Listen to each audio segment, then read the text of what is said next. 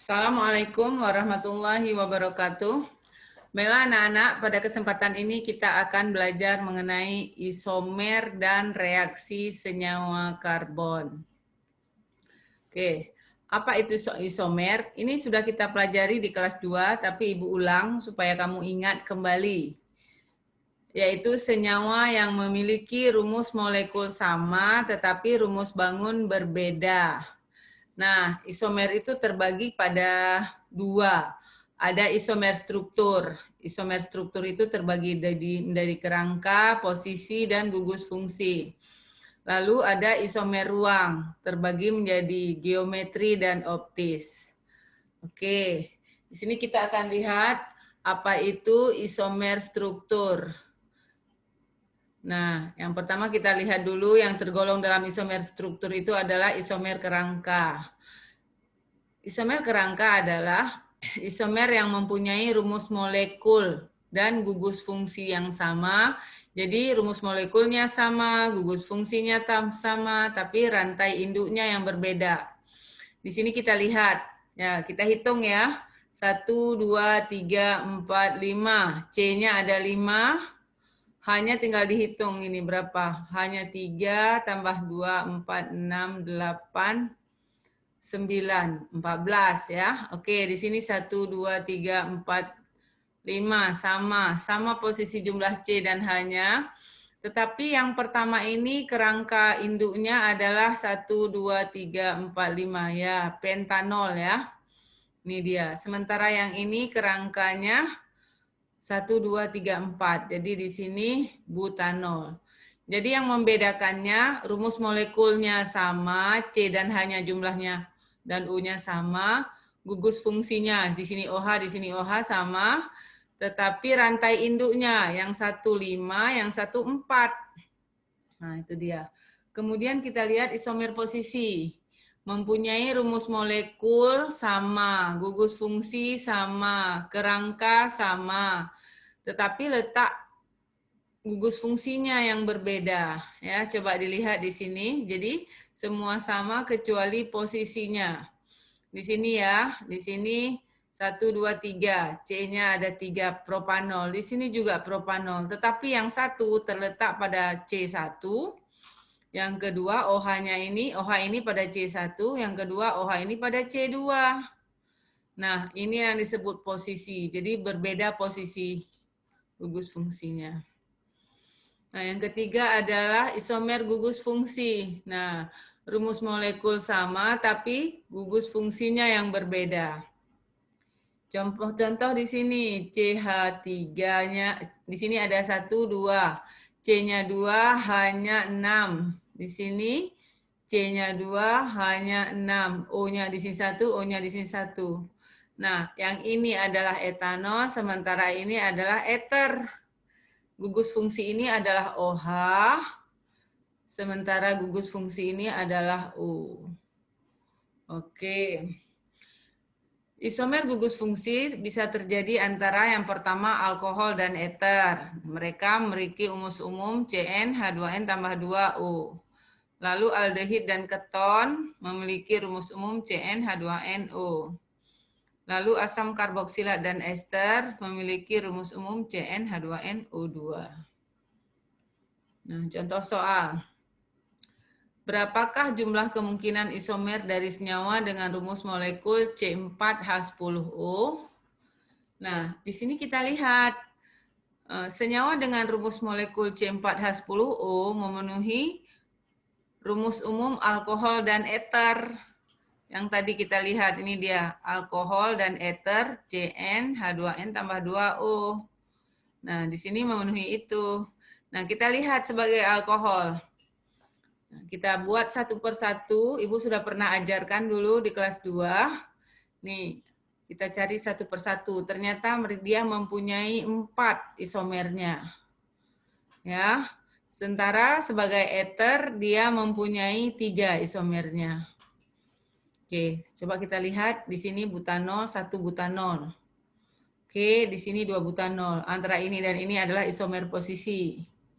Nah, yang ketiga ini 2 metil propanol, ini 2 metil 1 propanol. Ya, sama juga.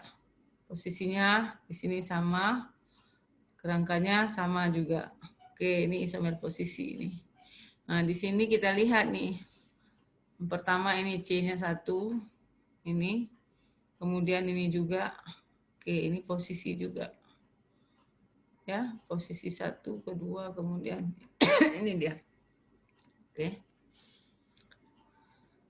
Oh ya, Ibu ulang. Jadi jumlah totalnya semuanya 1, 2, 3, 4, 5, 6, 7. Jadi jawabannya adalah 7 isomernya. Oke, lalu kita lihat isomer ruang. Isomer ruang tergolong dari isomer ruang adalah isomer geometri. Isomer yang terjadi karena perbedaan orientasi atau kedudukan gugus-gugus yang sejenis di sekitar atom C. Nah, ini ada senyawa. Ini pernah kita pelajari juga dulu di kelas 2.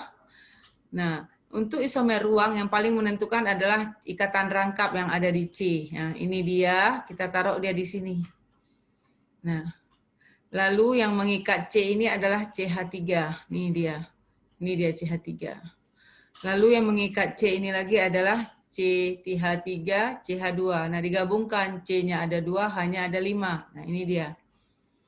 Lalu yang sebelah sini C-nya, dia mengikat atom H. Nah, maka dia di sini. Lalu C ini juga mengikat atom CH3. Nah, dia di sini. Nah, posisi ini di mana si CH dengan CH yang ini berada berseberangan atau diagonal.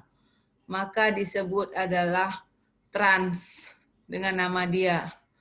Trans 3 metil 2 pentena. Ini cara pemberian nama sudah kita pelajari di kelas 2. Lalu ketika kita rubah lagi posisinya sebidang, maka namanya cis 3 metil 2 pentena. Ini hanya mengulang ya anak-anak. Di kelas 2 kita sudah mempelajari ini. Oke, yang kedua isomer optis.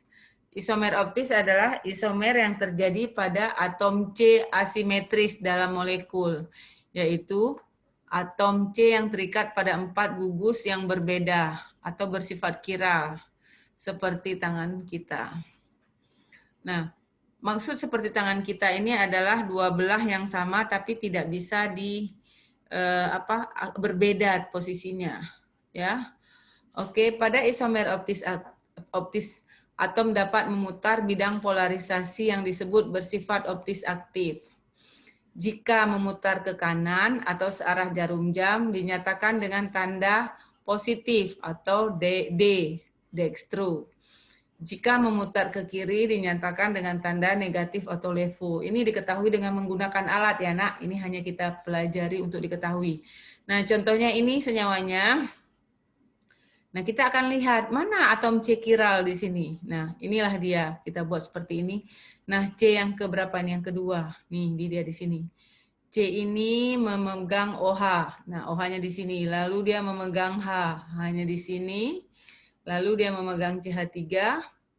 Lalu dia memegang C2H5. Nah, inilah atom C chiral, yaitu atom C yang memiliki 4 gugus yang berbeda yang dipegangnya. Dia memiliki 2 isomer, dextro 2 butanol dan levo 2 butanol. Isomer ini hanya diketahui dengan menggunakan alat. Oke, kita sekarang akan lihat reaksi-reaksi senyawa karbon. Yang pertama, reaksi substitusi atau penggantian. Ini sudah kita pelajari juga di kelas 2. Umumnya terjadi pada ikatan jenuh atau tunggal. Nah, seperti ini. CH4 ini dibuka, ada C, kemudian Cl di sini. Nah, Cl ini masuk ke H ini, menggantikan posisi H ini. Sementara H ini juga akan bertukar dengan Cl. Jadi Cl-nya masuk sini. Ini sorry nih, kebetulan kita buat di kanan. Nah, H yang di ini masuk ke sini. Jadi tukar Cl masuk ke CH4. Nah, yang H-nya dari CH4 masuk ke Cl. Jadi CH3Cl tambah HCl. Lalu reaksi adisi. Di sini konsep reaksi adisi adalah mengubah ikatan tak jenuh atau ikatan rangkap menjadi ikatan jenuh. Jadi tanda-tanda yang paling penting adalah kita lihat jika ada ikatan rangkap tiba-tiba menjadi ikatan tunggal, berarti dia adalah adisi. Di sini juga berlaku hukum namanya Markovnikov kalau alkena bereaksi dengan asam halida, yaitu asam H dari asam, atom H dari asam akan menempel pada atom C yang berikatan rangkap yang memiliki atom H lebih banyak. Ini kita lihat di sini, ini ada ikatan rangkap nih. Nah, asam halida adalah asam-asam senyawa halogen. Nah, ini dia. Nah, H ini akan masuk memutuskan, HCl ini akan memutuskan ikatan ini. Nah, pada saat memasukkan H dan Cl, berlakulah hukum Markovnikov. H ini akan masuk ke atom C yang memiliki H lebih banyak. Nah, kita lihat di sini. Ya. Di sini di mana H yang lebih banyak.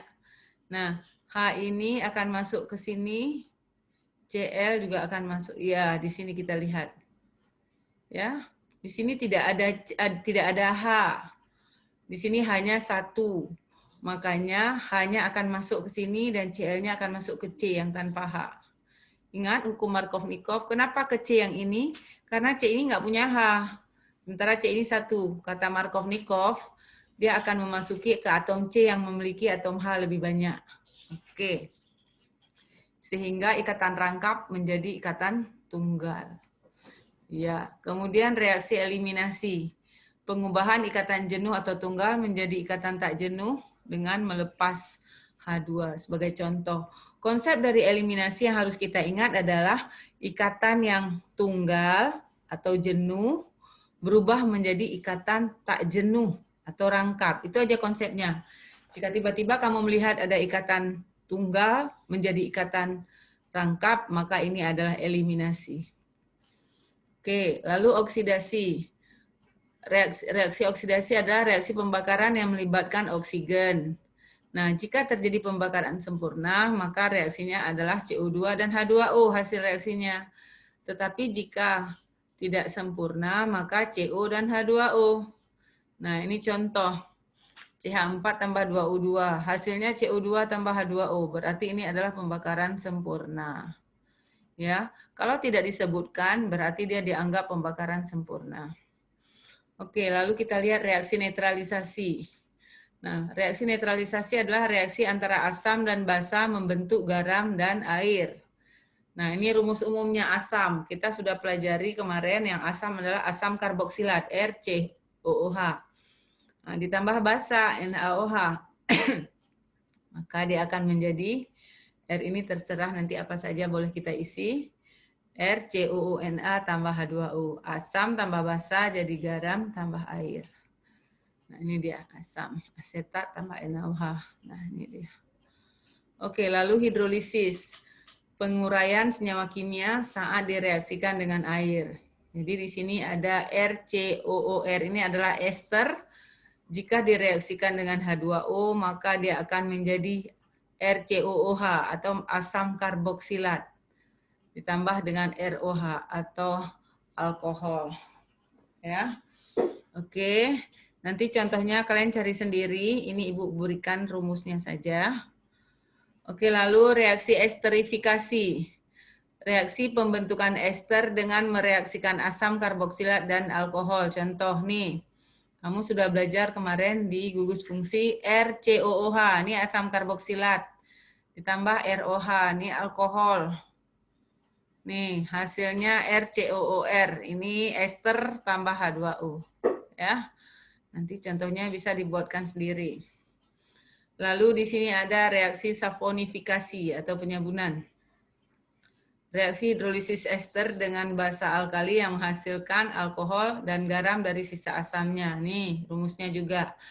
RCEOR, COOR atau ester ditambah dengan NaOH menjadi RCOONA tambah ROH. Di sini ester, basa menjadi garam tambah alkohol. Nanti kita carikan biar lebih mengerti cari rumusnya, contohnya. Oke, kita lihat di sini. Contoh soal. Perhatikan persamaan reaksi berikut. Nih, ini ada reaksi ini, ada dua. Nah, lalu tentukan reaksi ini reaksi apa saja pada persamaan 1 dan 2. Kita lihat di sini ya, Nak. Di sini nih ada ikatan tunggal. Tambah ini, tiba-tiba dia menjadi ikatan rangkap. Nah, lalu di sini ikatan tunggal menjadi ikatan rangkap, berarti konsepnya adalah eliminasi. Oke, lalu yang kedua, ini ikatan rangkap tiba-tiba menjadi ikatan tunggal. Nah, berarti ini berlaku hukum adisi. Ya, kalau substitusi menggantikan eliminasi, tunggal menjadi rangkap, adisi rangkap menjadi tunggal. Ya, oke, jawabannya adalah reaksi eliminasi dan adisi. Ya, di sini merupakan reaksi eliminasi karena melepaskan atom Br membentuk ikatan rangkap. Merupakan reaksi adisi karena terjadi penjenuhan ikatan. Ingat konsep eliminasi dari tunggal menjadi rangkap, sementara adisi dari rangkap menjadi tunggal. Kita akan lihat reaksi-reaksi alkohol. Alkohol ini dapat bereaksi dengan logam aktif seperti Na dan K. Nah, karena itu dia disebut sebagai asam lemah. Ini dia contohnya reaksi. Ya. Lalu dia mengalami reaksi substitusi gugus OH oleh halogen. Gugus OH alkohol dapat disubstitusi oleh atom halogen bila direaksikan dengan HX pekat. X ini adalah halogen, misalnya HCl, HBr, HI. Nah, PX3. Ini X ini juga halogen, bisa PCl3 atau PX5 atau disebut juga dengan PCl5. Ini contohnya. Ini HX nih, HCl, PX3, PCl3, PX5, PCl5. Jadi dia bisa disubstitusi. Oke. Lalu alkohol juga bisa dioksidasi. Nah, alkohol sederhana mudah terbakar membentuk CO2 dan H2O. Nah, ini dia. Ya, reaksi. Lalu ini kalor panas. Ini kan etanol dibakar menjadi CO2 tambah H2O tambah kalor. Lalu jika dia dengan zat pengoksidasi seperti K2CR2O7 dalam lingkungan asam, alkohol teroksidasi sebagai berikut. Alkohol primer jika dioksidasi akan menjadi aldehid.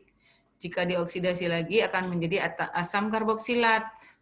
Sementara alkohol sekunder kalau dioksidasi menjadi keton. Dan alkohol tersier tidak teroksidasi. Ini bisa dilihat nih, ini alkohol primer, nih dioksidasi, nah, terbentuk yang transisinya, nih O ini masuk mengikat ke H, jadi ada OH2, lalu OH2 ini keluar sebagai H2O, nah terbentuklah aldehid, ini gugus aldehid nih, COH, COH, ya. Nah yang kedua ini reaksi alkohol sekunder. Kenapa sekunder? Karena OH-nya ada di atom C kedua. Primer OH-nya ada atom C pertama. Ya. Oke. Di sini dioksidasi, O-nya masuk sini. Nah, O ini dia akan melepas menjadi H2O. Nah, dia akan membentuk ini keton. Gugus fungsi keton ini CO. Oke. Yang keempat, alkohol juga membentuk ester atau disebut esterifikasi, tadi sudah kita bahas. Nah, ini dia rumus umumnya. Lalu alkohol juga mengalami dehidrasi alkohol. Jika dipanaskan dengan asam sulfat, pekat mengalami dehidrasi dan melepaskan molekul air. Ini dia.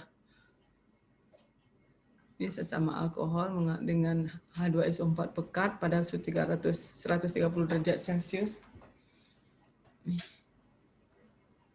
Melepas molekul H2O. Oke. Nah, kita akan lihat apa itu kegunaan alkohol. Kalau metanol sebagai pelarut dan campuran spiritus. Kalau etilen glikol, anti beku dan bahan baku serat dakron. Kalau etanol, pelarut bahan bakar, obat tonikum, desinfektan, zat warna, parfum, dan serat sintetis. Sementara gliserol, pelembab pada lotion, tambahan dalam obat-obatan, dan bahan peledak. Ini semuanya adalah termasuk dalam alkohol. Kemudian kita akan lihat reaksi pada eter. Sama pembakaran, eter mudah terbakar membentuk gas karbon dioksida dan CO2. Sama seperti alkohol, sama-sama. Lalu kalau dia dengan reaksi logam aktif, berbeda dengan alkohol, eter tidak bereaksi dengan logam natrium atau logam aktif. Nah, inilah pembeda eter dan alkohol. Karena alkohol dan eter adalah isomer ya. Oke, kemudian dia reaksi dengan PCl5. Eter bereaksi dengan PCl5 tetapi tidak membebaskan HCl. Oke, ini dia.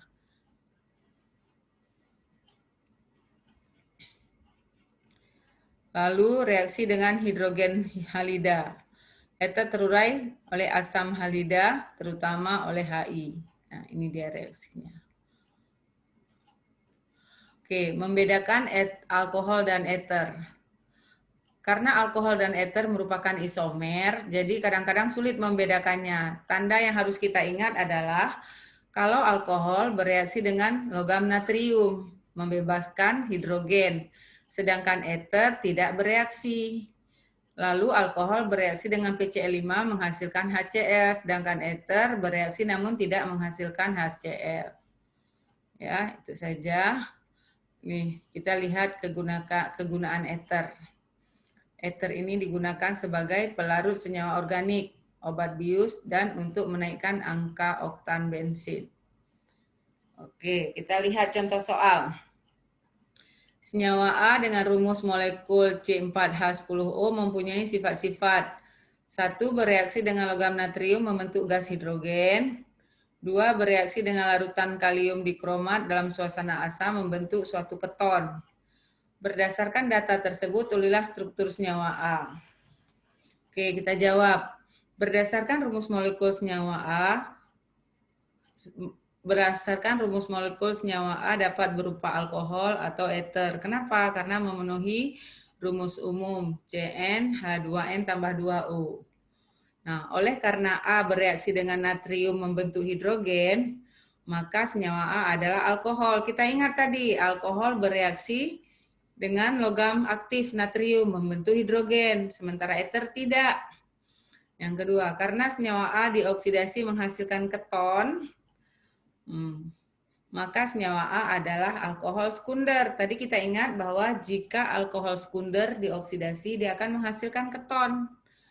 Oke, ada 4 isomer alkohol dengan rumus C4H10O. Hanya satu di antaranya yang merupakan alkohol sekunder, yaitu 2-butanol. Nah, jadi kita lihat di sini alkohol sekunder, ya, dipegang oleh 2 atom C kedua. Nah, inilah dia. Akhirnya kita menyetujui bahwa senyawa tersebut adalah 2-butanol. Oke, lalu kita lihat reaksi aldehid.